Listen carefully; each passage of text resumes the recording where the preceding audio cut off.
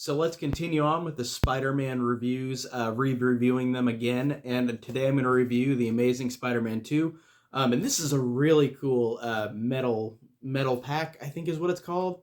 It's not a steel book, but it's really, really beautiful. I love the artwork to this. And this is really badass. I love that picture of both. That's really cool. And it's got insert like that. Really awesome. But I really... funny enough, watching The Amazing Spider-Man 2 again, and I've seen this movie so many times. Honest to God, I'm going to say this is my favorite Spider-Man movie, and I know people are going to be like, what? Why? But honestly, I feel like in terms of filmmaking, this is not the best movie, of course. It has faults to it. It definitely does, and there are some that I will mention in this review that I'm like, wow, this is really dumb, or this is really convoluted. But the emotion, the score, the imagery, the action sequences. I think this is one of my absolute favorite. And also Andrew Garfield as Spider-Man is my favorite Spider-Man because of this movie.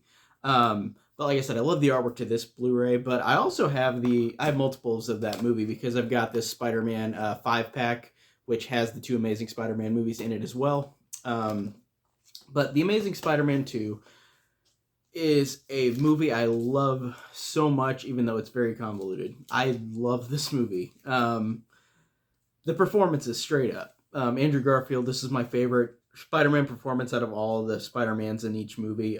Tobey Maguire in Spider-Man 2 comes a very close second. But that movie is better written than this one. But I think that in terms of just performance-wise, Andrew Garfield is my favorite Spider-Man from this movie. In the first Amazing Spider-Man, he was really good.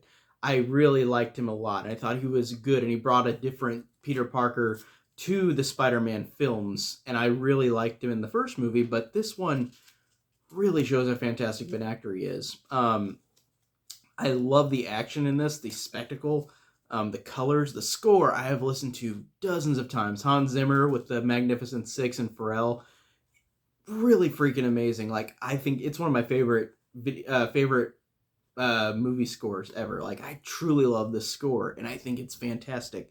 So let's get into the movie, and again, like usual, I'm going to kind of talk about the basic plot of the movie while saying things I like or dislike.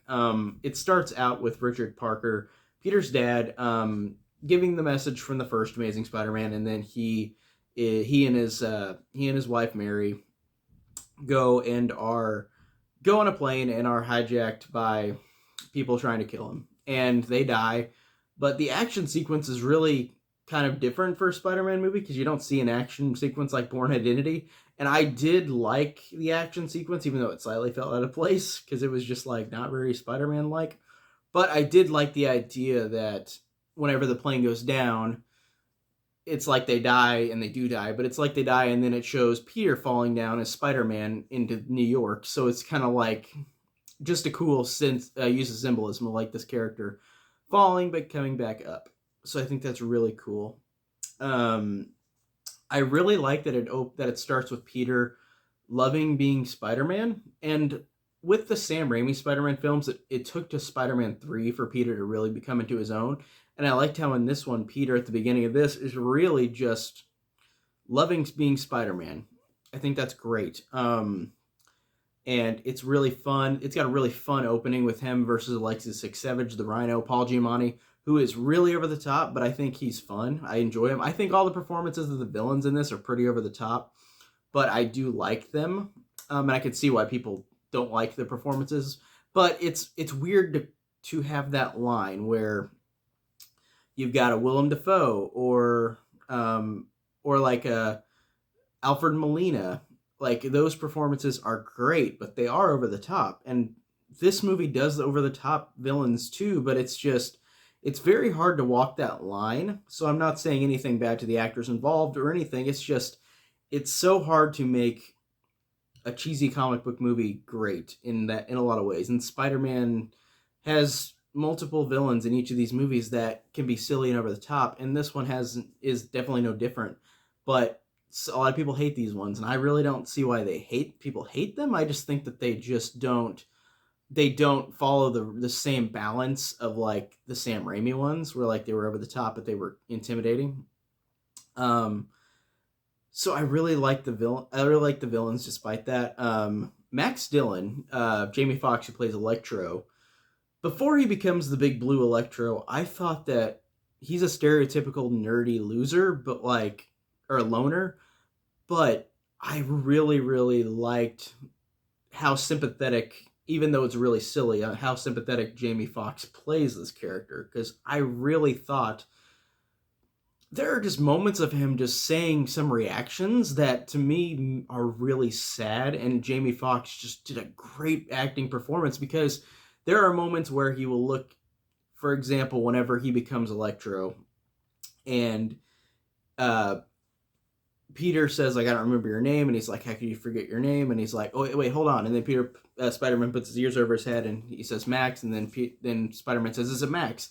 And then he just goes, yes. Like he said it in a way where it's like he finally got recognition from Spider-Man, even though it wasn't really recognition. And I thought that it was just he had so many good moments of acting in this, even though he's got some really cheesy cornball lines as Electro. But I feel like Jamie Foxx in this, even though he's a stereotypical nerd before he becomes Electro, I thought that there was real sympathy or empathy towards this character. Like, I really felt like it was over the top, sure, but I really did feel bad for him. I did like that. I thought that rewatching this, I was like, wow, I like the fact that Jamie Foxx is that good of an actor. So I really like seeing that. And like I said, Paul Giamatti as Alexis Savage is over the top, and he's only in the beginning and the end, which I thought was actually, if they were going to put 3 villains in this movie, that made way more sense story-wise, because it's like you just kind of bring him back at the end, and it doesn't feel like you have to ham-fist it in. It is ham-fisted in, to be fair, but like as opposed to Spider-Man 3, uh, where there are 3 villains together almost, but in this one they don't all join together. Electro and Harry do join together for a brief moment, but it doesn't feel like, it feels more legit than Spider-Man 3 for some reason. I just feel like it works a little better. And I said that in my Spider-Man 3 review. I thought it's interesting that Peter and Gwen break up immediately in this movie, which makes sense though, because Peter Parker keeps seeing George Stacy, her dad, like who died in the last movie by the lizard, saying like, leave Gwen out of it, like you're gonna make enemies, leave her out of it. And it's really great to see just how much of a toll that brings on Peter. And it's not like that's anything new to the Spider-Man films, because in the Sam Raimi films, Peter didn't want to be with Mary Jane because Spider-Man makes enemies. And it's very similar, but I feel like this movie has the consequence as opposed to the Sam Raimi ones, which are better in terms of filmmaking. But like this one has more of a consequence of being with the girlfriend, as opposed to the other one where Mary Jane is taken 3 times, one time each movie, and is saved 3 times. This one is not the same. But I like how Peter Parker just goes back to saving New York after he breaks up with Gwen, and I guess they're trying to do it story wise or script wise, where it's like Gwen's out of the picture now. Let's introduce the villains so then we can slowly bring her back in, which makes sense because she was important in the last movie. But this is where the movie starts getting multiple story threads, and this movie, like I said, is a little convoluted with Harry Osborn being introduced, with Max Dillon being introduced, with Peter's parents' backstory, which was not resolved in The Amazing Spider-Man 1, with Aunt May and how she is not having much money, so she has to work at the hospital, which is slightly kind of similar to Sam Raimi's Spider-Man 2, except for this one, this Aunt May is working as opposed to the older Aunt May. And then Gwen being gone and coming back. So it's a lot of characters that are juggled. I think, honestly, the rewatching this one, and the more I rewatch this one, people say, "Oh, this one is convoluted as can be," and it is convoluted. Now, don't get me wrong, but I think that watching this again, I really feel like it's weird. The movie is not as well made as, like, say, Sam Raimi's Spider-Man 1 and 2. Those movies are so tight with the script, with the editing, with each scenes. There are scenes in this movie where they don't really make sense connecting to the next scene, but there's only a couple. Like, but I feel like this one just doesn't completely always hit the mark with um, being script wise. Like it doesn't work completely all the time. Like I said, I like whenever Peter Parker is just going around swinging as Spider-Man after he breaks up with Gwen, and then he saves that little kid who is in the end of the movie. And I think that that's really a cute moment where he says, like, these bullies are trying to take that kid's like thank project he got, and then Spider-Man saves him. And he says, "You made this? You made this? That is so cool!" Like just that. Andrew Garfield is so good in this, and that scene where like he's saying that with a mask on to this kid, like just making this kid so happy. And I honestly like, even though that ending was obviously not the real ending that they were going for in the original script for this movie, with the kid coming back and the Rhino fighting Spider-Man, but I felt like that made a great impression on this little kid for like the end of the movie to happen. So I like that a lot. Um, and with Harry Osborn, who was played by Dane DeHaan, who I really like in this movie, and I liked him in Chronicle a lot, and also he was in Life After Beth, which is a comedy horror movie with Aubrey Plaza, which was really fun as well. I like him as an actor. He is introduced in this movie, and I feel like why didn't they just introduce him in the last movie? But I know the answer, because they didn't want to be exactly like the Sam Raimi films, because Harry Osborn was in all three of those movies, played by James Franco, but it's another Harry Osborn, so they didn't want to put him in the first movie. They wanted to hold off to give a fresh start, but bring back Harry Osborn.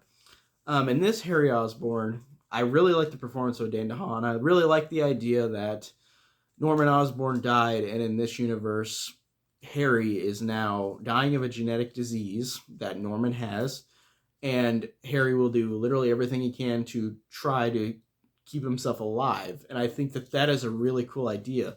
And I love the idea of time in this movie. I love the idea of Harry running out of time. I love the idea of Peter running out of time with Gwen, and literally running out of time with Gwen completely. But like, and also being in a clock tower at the end of the movie. I like the symbolism of time in this movie. I like the idea of it. It works pretty well. I do like that.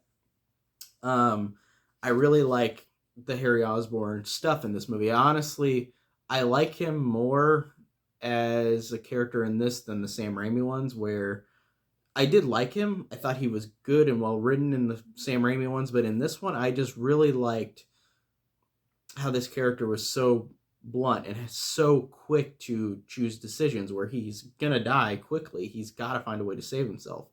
So I liked how there was that sense of urgency, and it really, I thought, brought out a good performance from Dane DeHaan. I really liked him. And I thought whenever he became the Goblin, I thought that he was actually pretty creepy, even though he had a couple of moments where he screamed and it wasn't really intimidating. He wasn't a Willem Dafoe in that way, but he did have some moments of intimidation at the end of the movie. I thought he was creepy for the most part. Whenever whenever Max Dillon becomes Electro and the eels get him and his teeth magically come together, and I was like, I know it's supposed to be a silly comic book movie, but that just took me out of it. I was like, really? Like, you're going to make his teeth perfect? You could have had Jamie Foxx have perfect teeth already, because he does. And you could have still made him look like a dork, but you just could have made him have normal teeth. Like, it was so goofy, that moment. There's a line where Harry Osborn is talking to Mencken, who is one of the other villains in the movie, but he's not a super villain. The guy who controls Oscorp after Norman dies. There's a line where Harry Osborn says to Mencken and his colleagues, "Oh, that is the Osborn way. When something is inconvenient around here, just get rid of it, right?" And that line that Harry Osborn says felt so weird, because this movie, after The Amazing Spider-Man 2, they quit the Amazing Spider-Man movies. They're like, oh, this movie made not enough money and it had mediocre reviews, so ditch it. And that line is just such a haunting line for this movie, because it's like, that's how Sony felt. They're like, oh, this movie didn't make enough. Screw this movie. Screw this universe. Even though now they are connecting it to the MCU. But for the longest time, until No Way Home was announced, it's like, this was just, these two movies felt like the bastard child of like the Spider-Man movies, because they're just like, screw this movie, because we tried to put all this stuff in there, made it convoluted, and then we decided to jump ship. I'm like, that made me mad. And I just think that line that Harry says is just so haunting in the idea that in real life, Sony was just like, screw this movie, or screw the sequels to this. And then in terms of the script, Peter and Gwen get back together, which I thought was fine. They had to break up and get back together.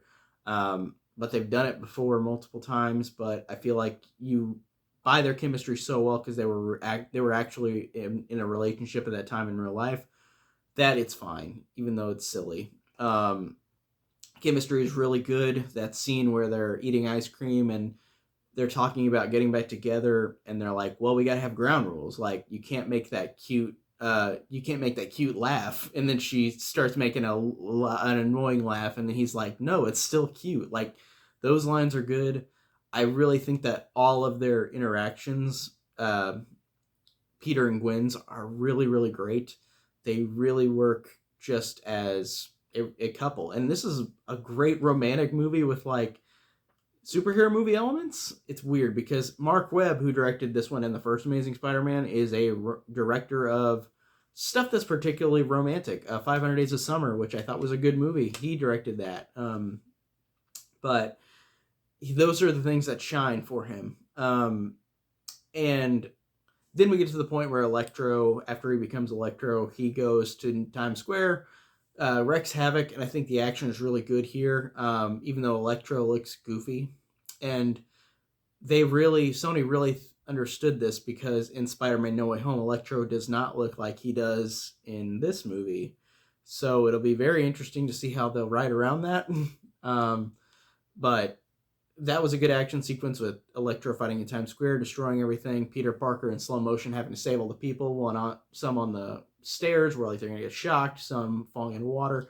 It was a good moment. And I really liked after that where Peter Parker is trying to find out more about his parents. And the song Gone, Gone, Gone by Philip Phillips plays. Which Philip Phillips? That's such a weird... Like, I like that song a lot, but that name, I'm like, who names their kid Philip Phillips? Like, that just, I don't know. I just think that's weird.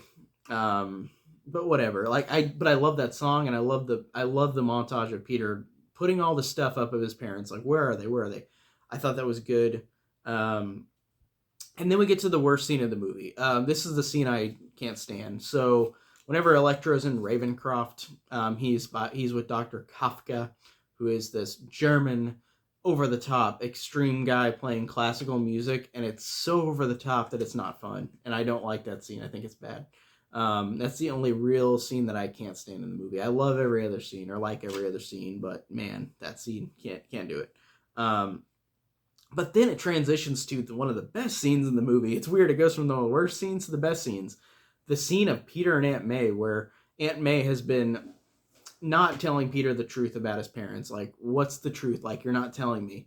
I love the idea, and Sally Field just gives it 1,000% in this scene where Peter says, like, you know more than you're telling me, May. Like, please tell me. Like, and she says, like, I will not tell you. I will not hurt you. And then she says, like, why do you care so much about this? Like, I was the one that raised you. I'm the one who did everything. Your stupid non-scientific aunt who can't even make ends meet. And I can't do it without Ben. And you're dreaming about your perfect father that was never here. You're my boy. As far as I'm concerned, you're my boy. And I love that scene. Like, Sally Field is so fantastic in that moment. Like, it's just so chilling. Like, I love her as an actress. I think she's great. Recently, I watched a movie from like the 90s called Whispers of the Heart.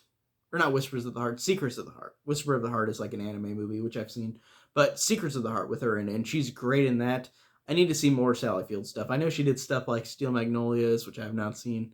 But she is an actress that I really like a lot, acting-wise. She is great. And this movie shows how great she is of an actress, even though she's really not in the movie that much, but it makes sense. She's Aunt May. But the moments of her in it really, really shine very, very well. And I really like that this eventually leads to Peter, even though it's silly, leading to Peter going out of the train station, the Roosevelt, and finding the old computer, and his dad is talking on it, and it shows the full recording of what happened in the first movie when Peter was young, and the fact that Peter Parker's dad, his blood in the spiders is his own. So without his lineage, the Osborns can't keep going. And I thought that was really cool and just a really good way to sum up the stuff that they didn't sum up in the first Amazing Spider-Man. They should have just said everything in that movie, but I do like thematically what they did with him in this one. And I just thought it was a really great moment because it's like Peter's seeing his dad, like he's actually talking to him, but he's not. And I just thought that was a really sweet moment of him figuring out the truth, that the Osborns are behind this and he's got to stop them. I really liked, even though like Spider-Man 3, it is very short-lived, I liked the team up with Harry and Electro. I like the fact that even though it's basic writing, I like the fact that Harry goes to Ravencroft to get Electro and says, I need you, you're my only chance of surviving. And the fact that Electro needs somebody, a friend, anybody. Like, it's such a great acted scene where Harry's just screaming, like, I need you, please, I need you. And then he tases Electro to just give him a little more electricity and says, like, I know what it's been like to be thrown away, please, please. And those small moments of dialogue, I think, are way better than Spider-Man 3's, like, Flint, we know Spider-Man, let's team up. Like, that was more lame than this. But I just love the acting performances of both of them, like, in that, and just watching the look Jamie Foxx gives to, as Electro gives to Harry Osborn when he says, you need me. It's like he's never had anybody ever, and I think it's really great acting. Even though I hate the line, whenever they go to find Mencken, who's like the Oscorp head who gets Harry fired, even though Harry was the heir, but he got rid of Harry. Mencken, whenever they go to Mencken and they shock him, and then Harry says with Electro, okay, fairy godmother, grant me my wish. And I'm like, no, don't say that line. That was so dumb. I don't like that line. It just didn't make any sense. Even if it's goofy, it just didn't fit. I was like, why did you say that? And I also forgot to mention Felicia, who is the Black Cat. And she's not the Black Cat in the movie, but she was in the movie. And that's pretty much it. She didn't have anything to her. She was just an extra cameo because they have so many cameos, like the guy from The Office who plays another apparent villain in the Spider-Man universe. I forgot what his name is in the Spider-Man universe, but the guy from The Office who was in the movie earlier who told Max, like, stay behind. Like, it's so weird. They had so many cameos in this, like, because they were really, really trying to make this a universe movie like the MCU. But of course, they just were like, no, we did wrong, but screw this movie. Let's just get rid of it. So I thought that was weird. I thought that was strange that they just have a lot of cameos in this and they don't lead to anything. They would have if they had more sequels, but yeah, no, they don't. And maybe they might down the road. I feel like all the Marvel Spider-Man movies are going to connect more, and there's going to be more multiverse, so they can maybe just bring back any of these actors anytime they wish. But right now, as of right now, it just feels like it's kind of loose because, like, there's not anything connective tissue like now because they're going to be in another universe. These other villains that are in Spider-Man No Way Home, they're not going to be the same universe. Or maybe they might. They might go to that universe. That'd be cool. But anyway, onto the climax. I really liked the climax with Spider-Man and Electro. I thought that visually and action-wise is really, really cool. I like the fact seeing Spider-Man fighting a good adversary. Like, this guy can literally just turn into electricity, just fight him, and he can't really stop him until he gets Gwen's help. And I really thought visually that was great. Even though it's silly that the planes are going to crash into each other, but it makes sense because, like, power's out, they have communications out, but it just felt like it was kind of an add-on. It was like, okay, like, you're kind of distracting from the real fight with Spider-Man and Electro, you know? But I like the Electro fight. I thought it was good. I thought that was cool that they blew Electro up. Whenever I first saw this movie, I'm like, Electro's not dead. Even though he exploded into electricity particles.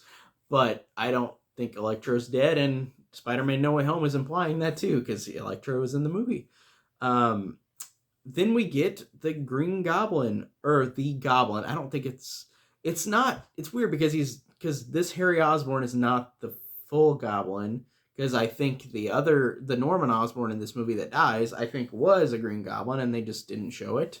Um, there was a thing that was going to happen if there were sequels to this, that Norman Osborn would come back and he would be the Goblin again. Um, like this actor, not Willem Dafoe, but we get Harry Osborn as the Goblin, and honestly, like I said, I thought he was pretty intimidating, even though he has a couple moments of like overacting where like he screeches, and I'm like it didn't work. But I really do like Dane DeHaan enough where I'm like I don't care. Um, this I really like that moment of Harry looking at Peter like and looking at Gwen, like looking at Spider-Man and being betrayed because he wouldn't give him the blood. And I really like just that moment of like Harry saying like you don't help people, or you don't give people hope, you take it away. Like, and he just starts maniacally laughing. I think that's good. And then he takes Gwen, and she doesn't die on the bridge. They did Spider-Man or Peter Parker and Gwen did reconcile on the bridge, but then of course they go to the electrical plant that Electro's at, where they fight him. So in this instance, Gwen falls with Peter into a clock tower, which again, the use of time in this movie is cool. The fight scene inside the clock tower is really cool because it's self-contained, where it's like this big, and like all like both Peter Parker and Goblin Harry Osborn are like fighting back and forth right in this little area, and very condensed, very tense. And I really love the fact that they put Gwen down on these gears, and the gears break. Gwen falls. Peter gives her spider rope web, and then Peter pins Harry with his own webs, chokes him, like Harry's getting choked like this, and then Peter gets his foot in the gear of the clock, because the second the clock gear moves to the next minute, it will cut the string that Gwen is on underneath. And Peter holds with his foot as long as he does, and even whenever it goes to the minute mark, the gear breaks, so it still goes. So that means it cuts the rope that Gwen Stacy's on, and Gwen falls, and Harry Osborn gets knocked out. But that moment of Peter flying down as Spider-Man, seeing the look of Gwen, terrified, and the fact that he throws the web down, it catches her chest. The look that Emma Stone gives is really good, because she just goes like she's relieved, like cause she's not dead, she's relieved, like he caught her, and then she hits the ground and dies. And it was such a tiny moment, but it was a great acting moment. I was like, wow, that's really sad and effective. I really appreciate that. But whenever Peter comes down and finds Gwen dead, that is my favorite moment with Andrew Garfield in this movie, is him crying over Gwen. And I think it's just fantastic. And apparently, whenever they were dating during this movie, Mark Webb kept both of them apart, and then she had to pretend she was dead, and then he had to cry over her, so it really felt legit. And again, just his performance in this scene, where he just screams like, no please, I can't do this without you. Like, it really hits me hard. Like, it's just so good. He just says like, I can't do this without you. Like, it's very, very good. And it's weird because the movie I thought would end here, and this movie has another ending where since we don't have any more sequels to this franchise really yet, I'm fine with them rushing the ending.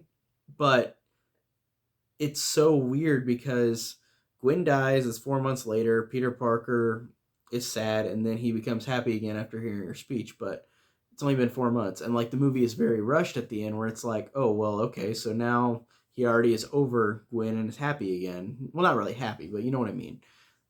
It felt like that ending would have made sense in The Amazing Spider-Man 3, where he would find Gwen's like speech, and it would have made total sense. But it here it works because we don't have another sequel to this. But those moments of at the end where Aunt May is talking to Peter like, oh, like I'm putting away Ben's stuff, and Peter says like, you're throwing his stuff away, and she says, no, I couldn't, it's a part of me. I'm just taking one last look at it and putting it in a good place where it belongs. And then that makes Peter watch the USB recording of Gwen's graduation speech. And I really, really love this moment where it's like they do this a lot in this movie where people on camera are talking to Peter, but they're not really there, like his dad earlier. But the scene where Gwen is saying on camera, like at the graduation, I want you to hold on to hope. Become the symbol of hope. My wish for you is to become hope. We have to be greater than what we suffer. And then I feel like it's just a great moment. It's just so sad and so rewarding. And the fact that she says the lines like, and as I'll look here at the people who helped to make us who we are, we will carry a piece of each other into whatever we do next. And it just gets me. It's a really gut-wrenching moment because she's gone, but she's there giving him a speech and giving him an idea to go on and to move on after this horrible event. So I just really, really liked it. Even though it would have made more sense if it was in a third Amazing Spider-Man.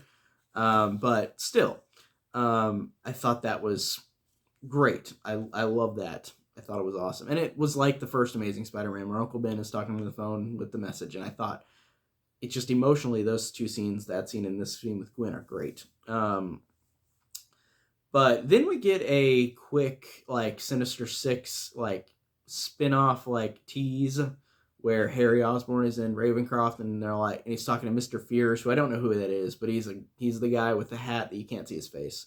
And he says, like, we've got worthy candidates to join us. And then Harry's like, okay, I want to make it small. And then Alexei Saksevich, the Rhino, breaks out of prison. So it makes sense to have the Rhino back at the end. Beginning and the end, he is a bookend of this movie, which I thought was something they haven't done with villains in these films yet. So that's interesting that they have him as a bookend, the Rhino. But there's no payoff to the Sinister Six because they did not continue on with these Amazing Spider-Man films.